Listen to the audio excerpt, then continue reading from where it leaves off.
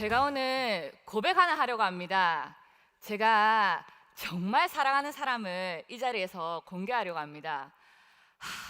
떨리네요. 네, 자기 자신을 소중히 여기는 것 중요하다는 이야기 많이들 들으시죠?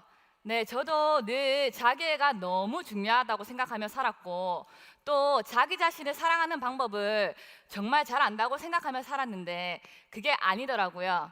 그래서 그 이야기 지금부터 들려드리겠습니다.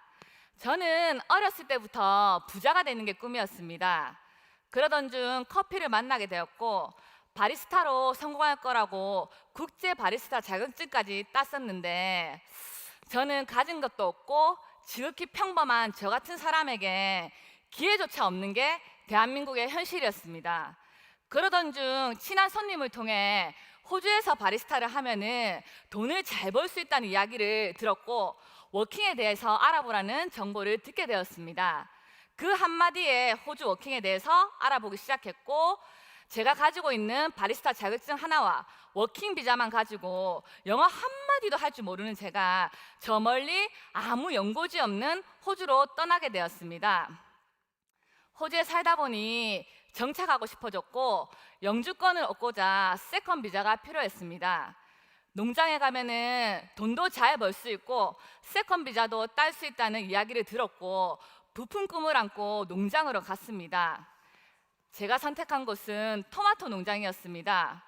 저 멀리 토마토가 보이는데 여기 공주시 전체가 농장이 될 만큼 정말 어마어마한 규모였습니다.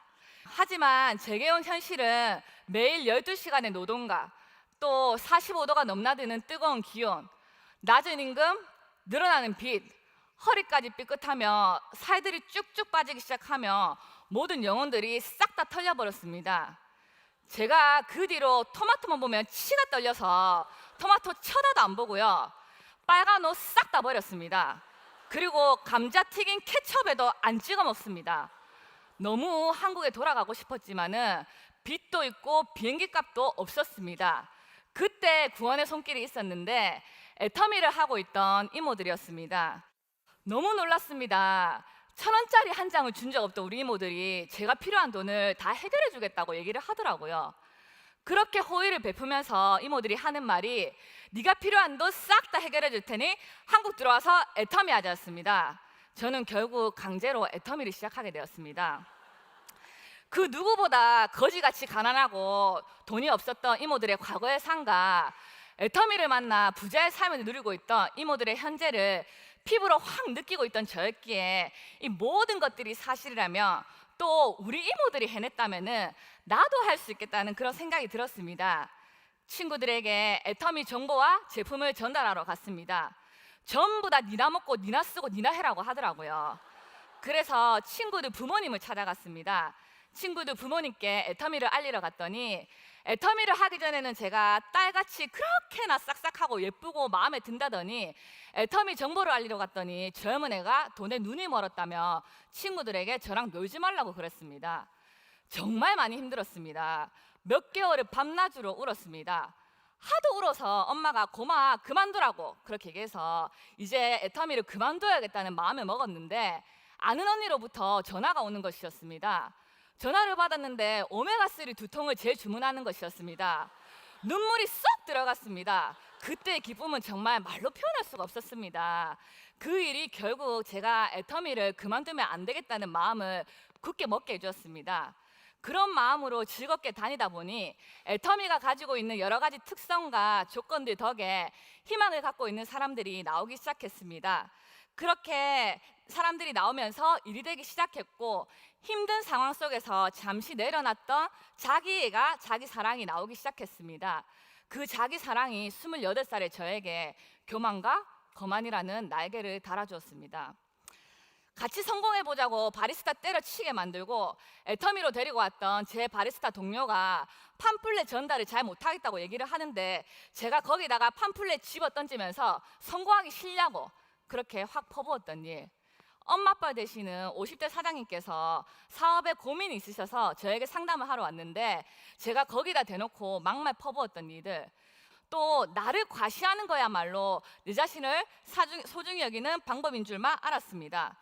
그래서 내가 정말 잘나고 대단해서 일이 잘 되는 줄로 그렇게 착각했습니다. 같이 사업하는 사람들이 하나 둘씩 떠나가기 시작하더라고요. 그리고 그들과 연결되어서 나왔던 사람들도 떠나가기 시작했습니다. 또 저와 함께하는 사람들이 등을 돌리기 시작했습니다. 그러나 저는 눈도 깜빡 안 했습니다. 그러던 어느 날 이모가 저를 부르는 것이었습니다. 같이 일을 하는 사람들이 저 때문에 힘들어서 사업을 못하겠다고 한다며 야단을 치더라고요. 그런데 저는 지들이 못 따라와서지 라고 그렇게 수도 없이 되뇌이다가 어느 순간 거울을 보게 되었는데 그 얼굴이 지금까지도 잊혀지지 않습니다. 제 얼굴이지만 정말 지독히 무섭고 못났더라고요. 충격을 받았습니다. 네, 그 당시 제 얼굴입니다. 내 자신을 되돌아보게 되었습니다. 돌아보니 저는 제 자신을 사랑하는 방법을 잘 몰랐었습니다. 제가 생각했던 자기 사랑은 나만 돈 벌면 되고 다른 사람은 무시하고 밟고 올라서서 내가 최고가 되는 것이야말로 자기 자신을 소중히 여기는 줄 알았던 교만함과 무식함이었습니다. 잘못된 자기애가 결국 많은 것들을 안겨주었고 사람을 도구로만 활용한 저에게 실패라는 엄청난 경험을 주었습니다. 그러나 실패가 보장한 것은 성장이었습니다. 그 모든 나의 부족함들을 깨달았을 때 많은 이들에게 진정으로 사과해야 함을 느꼈고 또 같이 사업하는 분들에게 제가 어리고 부족해서 저질렀던 많은 일들에 대해서 정말 미안한 마음을 가지고 진심으로 고개 숙여 사과하면서 다녔습니다. 애터미 사업은 나와 함께하는 사람들을 진정으로 돕고 그들이 돈을 벌고 그들이 성공을 해야만 나도 더 큰 돈을 벌고 더 큰 성공을 할 수 있는 일인 것을 진정으로 깨닫게 되었습니다.